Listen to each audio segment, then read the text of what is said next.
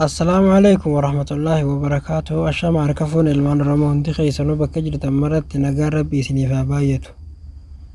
Har'aan tana shabakaa bilaashaa jechuudha. Shabakaa bilaashaatiin isiniif qabadhee dhufe. Aappiin kunis sawaadhaa fi zeenii ammallee jawwii irrattis ni hojjeta. Moobaayilii Riyaala 60 namni jalaa qabdan akka ajaa'ibaatti isiniif hojjeta jechuudha. Egaa aappii kana osoo gara barumsaatti hin dabrineen duratti YouTube chaanaala keenya subscribe akka nuuf gootan isin gaafadha. Ammallee viidiyoo teenya jechuudha like nu godhaadhaan nu jajjabeessaa. YouTube ni keenya hona haaraa subscribe akka naa gootan isin gaafadha jechuudha. Egaa gamanumaan gara barnootaatti achi haa dabarru.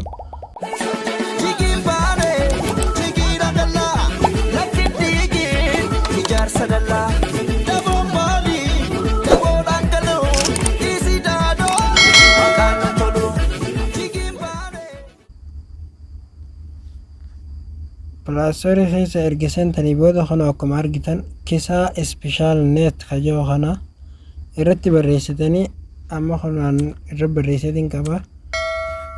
Isin yeroo seentanii irra barreessitan download godhaa jaba akka sanatti download erga gootanii open tajaajilan irra dhohitan. Egaa amma isatti fayyadamu jedhaanii isin yeroo akkanatti keessa seentan akkanatti isin hin naqu. Username dhaa fi password illee isin gaafata jechuudha. Username fi password isaa keessaan nu dubbisuudhaan sawaa jechuudha Riyaala 20 rasiida isaa nutti erguudhaan akkasii username isaatii fi password fudhattanii jechuudha. Yeroo username fi password isaa fudhattan tuqaa 3 jechuudha karaa harka bitaatti jirtu gubbaarraa tananii tuqxanii update tajettu tana gubbaarratti isinii fida. Update tajettu tana irratti hogguu godhatanii update gootan alaabaa biyyoota hundaa isinii fiduu danda'a jechuudha. Amma irraa of godhee haa isin garsiisu. Irraa of godheetiin jira. Kanaaf duuba na deebise. Egaa kun akkanatti isinii fida jechuudha. Ta gubbaarraa tana akkuma jalqabaatti dhiistanii ta lammataa tana ammootu zeeniinis takkaffaa hanga 10 qaba. Sawaanis takkaffaa hanga 10 qaba. Jawwiilleen jechuudha akkasuma.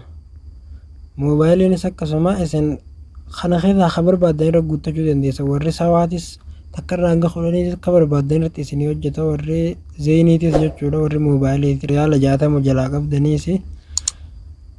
Egaa ammaan tana erga irra guuttanii booda amma sawaan keessaa qabaanii irratti haadha Kono amma connectiin haatee jira jechuudha. Sawaadhaan keessaa qaba bakkuma of taatee jirtu tan on irra deebistanii alaaxul isiniif hojjeta jechuudha. Egaa warri aappii kana bitachuu barbaadan lakkoofsa keenya asirratti isinii maxxansina. Gara keessaatiin WhatsAppidhaan nu dubbistanii Riyaala 20 jechuudha rasiida sawaadhaa ergitanii keessaan bitachuu dandeessanii jechuudha. Egaa aappiin kun maashaallah saffisni isaalleen akka ajaa'ibaatti hojjeta.